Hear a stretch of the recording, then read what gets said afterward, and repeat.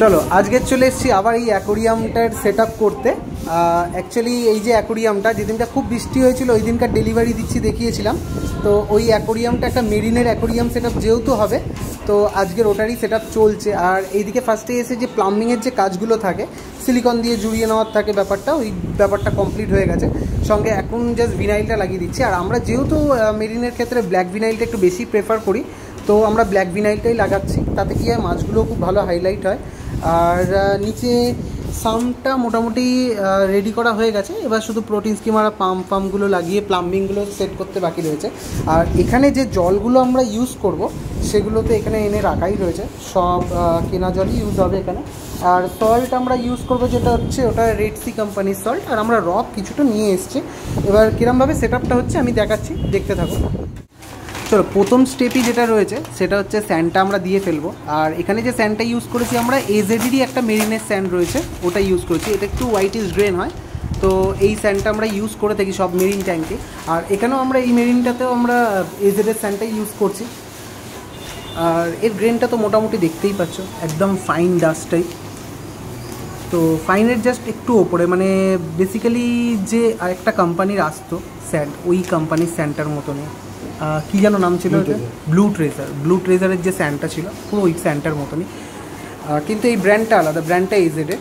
তো আমরা এটাই ইউজ করি, এটাই ফার্স্টে ঢেলে নিচ্ছি। এখানে 2 প্যাকেট লাগবে, 5 কেজি করে 2, কারণ ট্যাঙ্কটার সাইজ হচ্ছে 3 ফিটের ট্যাঙ্ক।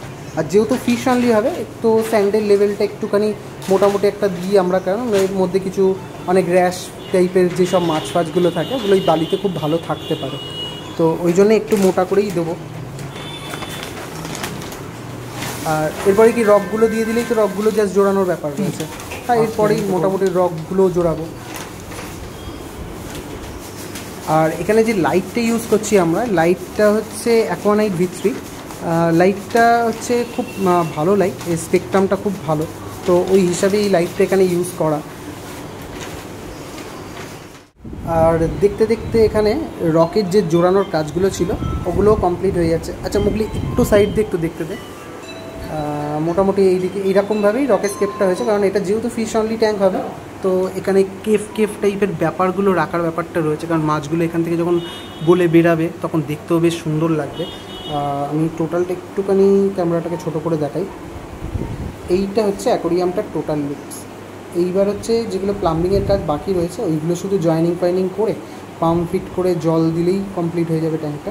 তাও আমি দেখাচ্ছি। আচ্ছা, রকের কাজ কমপ্লিট হয়ে গেছে মুগলি? ঠিক আছে, ভালো লাগছে দেখতে, সুন্দর লাগছে। আমার এই দিকে সেকশনটা বেশি ভালো লাগছে, এই ব্যাপারটা। লাইটটাও খুব ভালো হয়েছে। রকের কাজ মোটামুটি কমপ্লিট করেছি। আর তার মাঝখানে যে দাদার বাড়িতে কাজে এসেছি আর কি, একবার হাই বলো। হাই। এই দাদার নাম হচ্ছে সাত্যকিদা। দাদার অনেক কটা অ্যাকোরিয়াম রয়েছে, সঙ্গে এখন একটা মেরিন অ্যাকোরিয়াম সেটও হলো। আর সেই সঙ্গেই আজকের দুপুরের লাঞ্চটা এখানেই করে ফেলছি। আর আজকের ক্যালকাটা ফিশ ফেডারেশনের তরফ থেকে একটা ফিশ এক্সপো ছিল, কিন্তু ওটা পারিনি, কারণ আমাদের যেহেতু এখানে একটা কাজ ছিল, প্লাস সঙ্গে আমার শরীরটাও একটুখানি খারাপ, ওই জন্য আরোই যেতে পারিনি। কিন্তু এই কাজগুলো করে নিচ্ছি কমপ্লিট। চলো আমি পুরোটাই দেখাচ্ছি কীরমভাবে জল রেডি করছি, কতটা কী করছি। মোটামুটি জল ঢালার প্রসেসটা চলছে। আর এখানেও এই মেরিনে হোক আর প্ল্যান্টেশন যাতেই হোক, মুগলির তো এই জল ঢালার প্রসেসটা ও রাখবেই, তো ওর স্টাইলেই জলটা ঢালছে। আর ওপরটা মোটামুটি ভরে গেছে, আর ওই জলটাই আস্তে আস্তে এসে নিচের দিকে সাম্পে পড়ছে আস্তে আস্তে। তো সামটা ভর্তি হয়ে গেলে আমরা যে সল্টটা এনেছি সল্টটা দিয়ে জাস্ট গুলে দেবো।